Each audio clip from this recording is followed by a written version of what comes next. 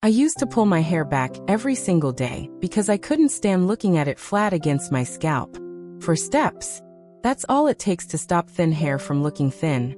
Not a new haircut, not extensions, not some miracle product.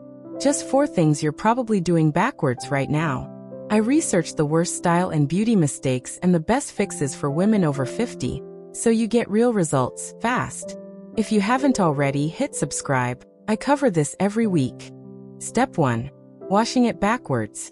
Here's something nobody tells you. Washing your hair every single day is actually making it look thinner, not cleaner. Your scalp panics when you strip it daily, so it overproduces oil to compensate. And that oil weighs down what little volume you have left. You've probably noticed your hair looks fuller on day 2 than it does fresh out of the shower. That's not your imagination. So here's the fix, and it's simpler than you think. Wash every other day, and on the days in between, use a dry shampoo made for fine hair specifically, not the heavy aerosol kind made for thick hair, which will actually flatten you more.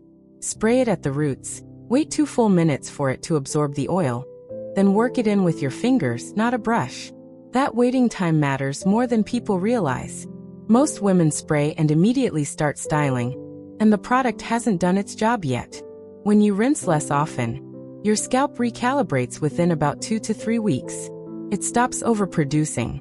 Your natural oil production evens out to match what your hair actually needs, and suddenly you're not fighting greasy roots by 2 p.m. every day. I had a client tell me she went from washing daily to washing twice a week over the course of a month. And she said it was like her hair finally exhaled. Here's the part that changes how people actually see you. Fine hair that isn't weighed down by excess oil doesn't just look cleaner. It reads as fuller, even at the exact same density you've always had. People aren't counting your strands. They're reading volume and shine. And both of those come from balance, not from washing more. Use a clarifying shampoo once a week too, even on your regular wash days. Fine hair holds onto product buildup fast, and that buildup is invisible weight sitting right at your roots. 1 clarifying wash a week keeps that from accumulating without stripping your scalp the way daily washing does. The before and after here isn't dramatic on day 1. It's dramatic on day 14. Before, roots collapsing by early afternoon.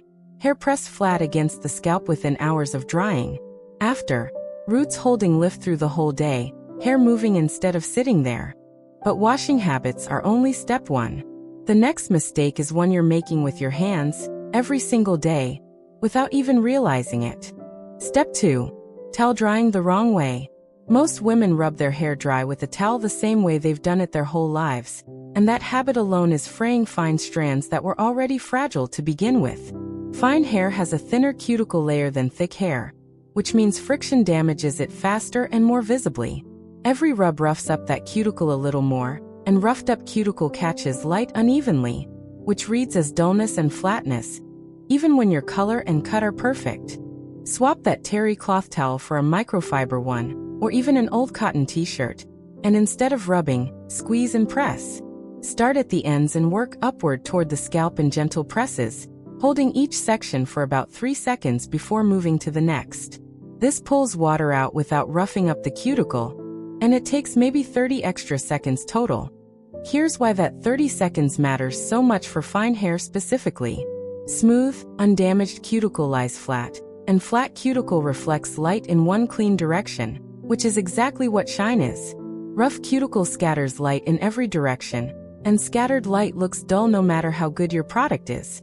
You could spend $40 on a shine serum, and it won't outwork a torn-up cuticle. A woman I know switched to this method for 3 weeks straight and said her hairdresser asked, unprompted, whether she'd started a new treatment. She hadn't touched a single product differently. She'd only changed how she dried it. That's the kind of result that makes people ask what you're doing differently, which is a very different feeling than people quietly noticing your hair looks tired. The other piece of this step is timing. Don't brush wet fine hair at all. Wait until it's about 80% dry. Wet fine hair stretches further than dry hair before it snaps, so brushing it while soaked is one of the fastest ways to cause breakage you'll blame on aging instead of on the towel. Before, rough rubbing that leaves hair staticky, dull, and prone to snapping at the ends. After, gentle pressing that leaves hair smooth, glossy, and noticeably stronger at the ends within a few weeks. You'd think the towel would be the hardest habit to break, but step 3 is the one almost nobody gets right, and it's happening the second you turn on your blow dryer. Step 3. Blow drying with the wrong technique. Almost every woman with fine hair dries it pointing the nozzle straight down at her scalp, and that single habit is the reason your roots collapse by noon. Heat pointed straight down pushes the hair flat against the scalp while it dries, so it literally sets in the flattened position. You're training your hair to lie down every single day without realizing it. The fix is a technique stylists call root lifting, and it's genuinely simple once you see it. Flip your head upside down for the first 2 minutes of drying, and aim the dryer at your roots from underneath, moving it in slow sweeping motions. Then flip back up and finish drying with the nozzle angled slightly upward, never straight down, following the direction your hair naturally falls. That upward angle does 2 things at once. It dries the roots in a lifted position instead of a flattened one, and it smooths the cuticle in the direction it's supposed to lie, which adds shine on top of the volume. If you only have a round brush and a dryer, that's genuinely all you need. You don't have to buy a single new tool to do this correctly. Here's what actually happens once you switch. Root-lifted hair holds its shape for hours longer than flat-dried hair, because the hair fiber itself dries in a curved position at the root instead of a straight, flattened one. That curve is structural. It's not a style sitting on top of your hair. It's built into the hair itself for that day, which is why it lasts through errands, through lunch, through the whole afternoon instead of falling by 10 a.m. Keep the dryer moving at all times and hold it at least 6 inches from your scalp. Fine hair has less natural insulation from heat than thick hair, so staying in one spot too long does real damage fast, and damaged fine hair looks limper, not stronger. Before, roots dried flat and pressed down, collapsing within an hour of leaving the house. After, roots dried lifted and curved, holding shape and volume for the whole day. You'd think getting the drying technique right would be the finish line, but there's one more step, and it's the one most women skip entirely because they think it's only for thick hair. Step 4. Skipping the right product at the right moment. Here's the mistake almost every woman with fine hair makes, and it's not about using too much product. It's about using it at the wrong moment entirely. Most women apply volumizing product after their hair is dry, patting it on top like an afterthought. But volumizing mousse and root spray only work at the follicle level, which means they have to go on damp hair, at the root, before a single second of heat touches it. Here's exactly how to do it.